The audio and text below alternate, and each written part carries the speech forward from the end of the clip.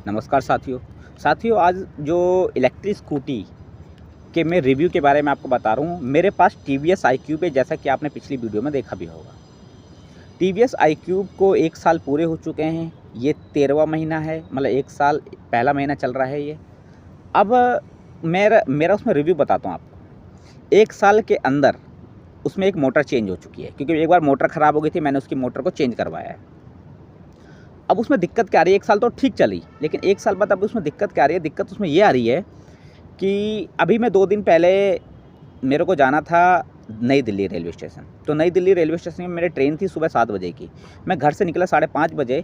तो रास्ते में 10-12 किलोमीटर जब मैं गया आश्रम के पास, वहाँ मेरी स्कूटी एकदम से चलते चलते बंद हो गई। कैसे बंद हुई? उसमें ट्रायंगल जैसा निशान आ गया। पहले तो डैशबोर्ड जो होता है, उसकी स्क्रीन होता है, ट्रायंगल जैसा निशान आया, और ट्रायंगल जैसा निशान आने के बाद वो स्कूटी ही बंद हो गई। अब मेरी ट्रेन थी 7 बजे की। मैंने सोचा यार लेट ना हो जाऊँ। मैंने ऑन ऑफ करता रहा। इतनी सुबह तो कोई मैकेनिक भी नहीं होता, लेकिन एकदम से इत्तेफाक था, चल गई वो स्कूटी। चालू हुई। चालू करके मैंने एक इको मोड लगाया और इको मोड में मैं रेलवे स्टेशन पहुंचा। पार्किंग में मैंने खड़ी करके मैं अपनी ट्रेन मैंने पकड़ी और मैं गया। अब मेरे को चिंता ये थी कि यार अब ट्रेन की जो मेरी वापसी थी रात के 12 बजे की थी।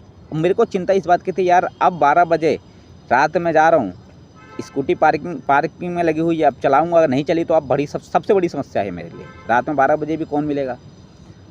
मैं आया, किस तरह मैंने चालू करी तो चालू हो गई वो ट्रायंगल जैसा। हालांकि ट्रायंगल जैसा जो निशान है ना, वो ख़त्म नहीं हुआ, वो अभी भी है। चालू हुई। मैं इको मोड पे ही मैं घर गया, किस तरह करके घर पहुंचा। लेकिन घर पहुंचने से 2 किलोमीटर पहले ही मेरी स्कूटी बंद हो गई। उसकी स्क्रीन बंद हो गई, जैसा फ़ोन स्विच ऑफ हो जाता है। हालांकि उसमें बैटरी थी 60% के आसपास। 60% के आसपास बैटरी होने के बावजूद भी वो स्क्रीन पूरी तरह से बंद हो गई। कुछ भी दिखाई नहीं दे रहा उसमें अब स्क्रीन में। अब मैं वहाँ से धक्के मार के घर लेकर के आया। चलो घर लेकर के आया। मैंने सोचा कि चलो अब सर्विस सेंटर लेके जाऊंगा, सैटरडे संडे ऑफ रहेगा तो मैं सर्विस सेंटर लेके जाऊंगा, सर्विस सेंटर में दिखाऊंगा ये समस्या क्या हो रही है भाई। 1 साल पूरे होते इसमें समस्याएं आने लग गई एक से एक करके। अब इससे पहले ये भी हो रहा था कि 100% फुल चार्ज करते थे, तो जैसे कम हो रहा है तो 99 आना चाहिए, 98 ऐसे आता है ना, वो 100 से सीधे 98% में आ जाता था। ये दिक्कतें हो रही थी। उसके बाद दिक्कत ये हुई कि जब चार्ज करते थे तो 96% से ज़्यादा चार्ज ही नहीं हो रही। भाई 100% चार्ज करते हैं ना तो 105 किलोमीटर शो करता है चलने के लिए, लेकिन अगर 96% चार्ज हो रही है तो उसमें 100 किलोमीटर चल रहा है। मतलब अपने 4% की बैटरी एक तो चार्ज नहीं हो रही, उसकी वजह से 5 किलोमीटर का फ़र्क भी हो गया है। तो ये भी फ़र्क हुआ। तो देखो, सबसे पहले उसमें मोटर में दिक्कत आई, बैटरी का इशू बना। तीसरा ये स्क्रीन वाला दिक्कत हुआ। भाई ट्रायंगल जैसा बन के आ गया। अभी मैं ऑफिस जैसे जा रहा हूँ, चलो चल रही है, हालांकि इको मोड पे चलाता हूँ तो चल जाती है। चला करके मैंने कही चलो यार चलता हूँ, मैं इसको ऑफिस लेकर के आया। तो रास्ते में आप देखो नीचे, ये जो रास्ता है ना, ये मुंबई एक्सप्रेसवे है। मैं इस रास्ते में चल रहा हूँ और जैसे ही मैंने इसको पावर मोड पे किया, ये देखो बंद हो गई इसकी स्क्रीन। पावर मोड में करते इसकी स्क्रीन बंद हो गई, गाड़ी बंद हो गई। अब अगर आप स्पीड में चल रहे हो, भाई एक्सप्रेसवे स्पीड में चलती है गाड़ियाँ, चल रहे हो, पीछे से अगर कोई गाड़ी आकर टक्कर मार दे तो आपकी जान खतरे में है। एक तो आप कंपनी को 1.5 लाख रुपए दो भाई, क्योंकि कैश में आती है 1.5 लाख रुपए के आसपास की ये गाड़ी, ये स्कूटी 1.5 लाख आप दो, और उसके बाद आप अपनी जान भी खतरे में दो उनको। क्योंकि पीछे से गाड़ी अगर आ रही है, अगर तेज़ गाड़ी रफ्तार से चलती हुई अगर आपको टक्कर मार दे तो आप बच नहीं पाओगे। अगर किसी भी इंसान की अगर मौत हो जाती है, किसी भी पब्लिक की अगर मौत हो जाती है, तो उसका जिम्मेदार कौन है? ये टीवीएस कंपनी है। बट टीवीएस कंपनी ने अगर जब स्कूटी बनाई थी तो प्रॉपर एक्सपेरिमेंट कर लेना चाहिए। क्या ये हमारे साथ ही एक्सपेरिमेंट होना था? ये मेरे साथ कई बार हुआ है कि बीच में स्कूटी इस तरीके से ट्रायंगल जैसा निशान बनना बंद हो जाना।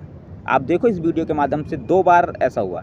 जब बंद हो जाते फिर इसको आप ऑफ़ करोगे, फिर ऑन करोगे, फिर स्टार्ट होगी, फिर आप इको मोड पे लेकर के आओगे इसको।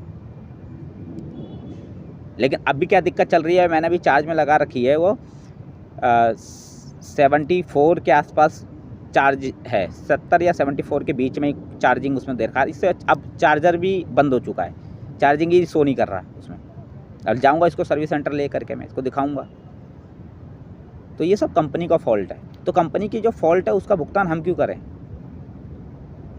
आप को पहले एक्सपेरिमेंट कर लेना चाहिए। टेक्निकल ग्लिच है, इसका भुगतान कोई आम आदमी क्यों करेगा, मैं क्यों करूँगा ये बताइए। एक तो मैं आपको 1.5 लाख रुपए भी दूँ, ठीक है, उसे ख़रीदने के लिए, उसके बाद मैं अपनी जान भी ख़तरे में डालूँ, तो ये तो गलत हो रहा है ना। तो भाई मैं सभी जो भी इस वीडियो को देख रहा है, जो भी मेरी वीडियो देखता है, मैं उससे यही गुजारिश करूँगा कि भाई अभी इलेक्ट्रिक स्कूटी या स्कूटर लेने का प्लान अगर कर रहे हो ना, तो भाई उसे अभी अवॉइड करिए, क्योंकि अभी ना इसमें बहुत कुछ करना बाकी है। आप देखो ओला के साथ क्या हो रहा है, ओला में आग लग रही है, सर्विस में इशू है, देख ही रहे हो आप। अब ये टीवीएस में भी दिक्कत आ रही है। मैंने जो ख़रीदा था टीवीएस की iQube, मैंने ये सोच के ख़रीदा था कि भाई एक अच्छी कंपनी है, ट्रस्टेड कंपनी है, नाम है इसका मार्केट में, ख़रीदेंगे तो अच्छी चलेगी। 1 साल चली, उसके बाद दिक्कत आने लग गई। भाई कोई भी स्कूटी ख़रीदता तो उसमें दिक्कत, उसमें होता क्या है, आपकी उसमें मोटर होगी, बैटरी होगी, मोटर है, मोटर चेंज हो चुकी है, मोटर भी बैटरी है, बैटरी में इशू आने लग गया है। ऊपर आपका सॉफ्टवेयर जो डैशबोर्ड है उसमें दिक्कत है भाई। तो ये चीज़ है। तो मैं सभी पब्लिक से यही गुजारिश करूँगा कि भाई इलेक्ट्रिक स्कूटी अगर खरीदने का प्लान कर रहे हैं तो भाई उसको अभी के लिए अवॉइड करिए। अभी इसमें बहुत कुछ करना बाकी है कंपनी को। ये कंपनी हमारे कंपनियाँ भी एक्सपेरिमेंट कर रही है और एक्सपेरिमेंट को हम ही लोगों को आगे कर रखा है। और ऐसे अगर एक्सपेरिमेंट होता रहा तो हम लोग अपनी जानें दे देंगे रोड पे इनके चक्कर में। तो भाई अभी मत खरीदिए। अब मैं तो ये कहूँगा भाई पेट्रोल खरीद लिए, स्कूटी या बाइक जो भी खरीदना भाई पेट्रोल वाले खरीदिए, ताकि वो बगल में कोई मैकेनिक देख तो लेगा कभी कुछ हो जाए तो, लेकिन इलेक्ट्रिक का कोई देखेगा भी नहीं। तो ये चीज़ है। और इलेक्ट्रिक को अगर आपने दिखा भी लिया तो ये लोग कहेंगे भाई वो अंडर वारंटी थी, वारंटी ख़त्म हो गई, तो ये पंगा होगा। तो भाई मत खरीदना, मेरा यही सजेशन है भाई। जो खरीदने का प्लान कर रहा है वो भाई सावधान हो जाए। अगर ख़रीद रहा है तो ये समझ लो अपनी जान को गिरवी में रख रहा है वो।